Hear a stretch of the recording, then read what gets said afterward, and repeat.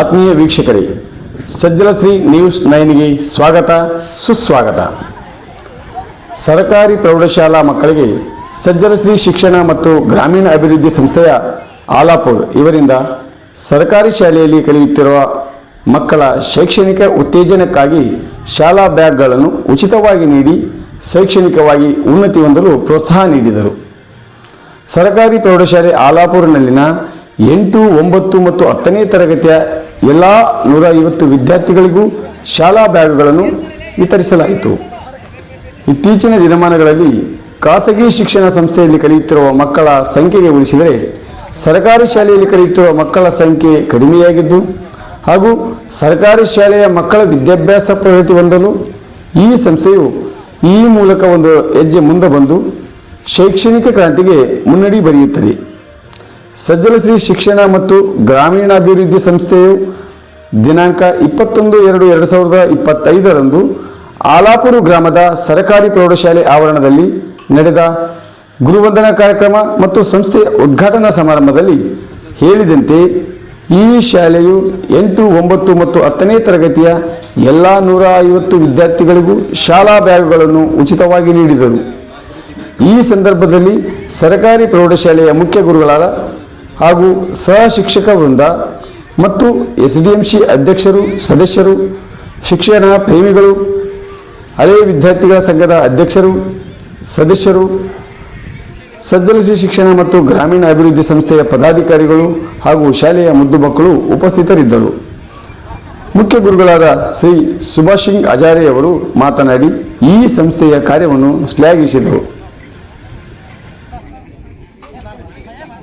ಸಜ್ಜಲಶ್ರೀ ಶಿಕ್ಷಣ ಮತ್ತು ಗ್ರಾಮೀಣಾಭಿವೃದ್ಧಿ ಸಂಸ್ಥೆ ವತಿಯಿಂದ ಇವತ್ತಿನ ದಿನ ನಮ್ಮೆಲ್ಲ ಮಕ್ಕಳಿಗೆ ಶೈಕ್ಷಣಿಕ ಒಂದು ಅಭಿವೃದ್ಧಿಗಾಗಿ ಎಲ್ಲ ಮಕ್ಕಳಿಗೆ ಒಂದು ಬ್ಯಾಗನ್ನು ವಿತರಣೆ ಮಾಡಿದ್ದಾರೆ.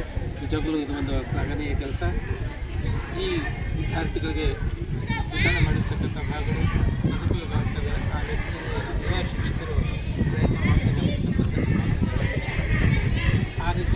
ಅದೇ ರೀತಿಯಾಗಿ ನಮ್ಮ ಶಾಲೆಯ ಎಲ್ಲ ಶಿಕ್ಷಕ ಬಂಧುಗಳ ಪರವಾಗಿ ಮತ್ತು ಎಲ್ಲ ನಮ್ಮ ವಿದ್ಯಾರ್ಥಿಗಳ ಪರವಾಗಿ ಒಂದು ಸಜ್ಜಲಶ್ರೀ ಶಿಕ್ಷಣ ಮತ್ತು ಗ್ರಾಮೀಣಾಭಿವೃದ್ಧಿ ಸಂಸ್ಥೆಗೆ ಅನಂತ ಅಭಿನಂದನೆಗಳನ್ನು ಈ ಮೂಲಕ ನಾನು ಸಲ್ಲಿಸ್ತೇನೆ.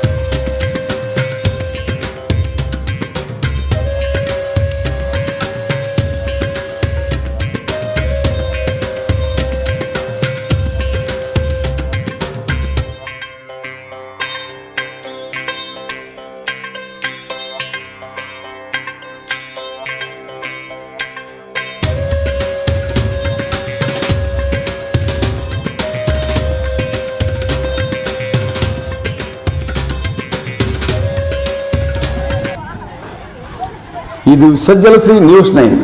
ಇನ್ನಷ್ಟು ಸುದ್ದಿಗಳಿಗಾಗಿ ನಮ್ಮ ಯೂಟ್ಯೂಬ್ ಚಾನೆಲ್ನ ಸಬ್ಸ್ಕ್ರೈಬ್ ಮಾಡಿ, ಶೇರ್ ಮಾಡಿ, ಬೆಲ್ ಬಟನ್ ಒತ್ತಿ ಸಪೋರ್ಟ್ ಮಾಡಿ. ಧನ್ಯವಾದಗಳು.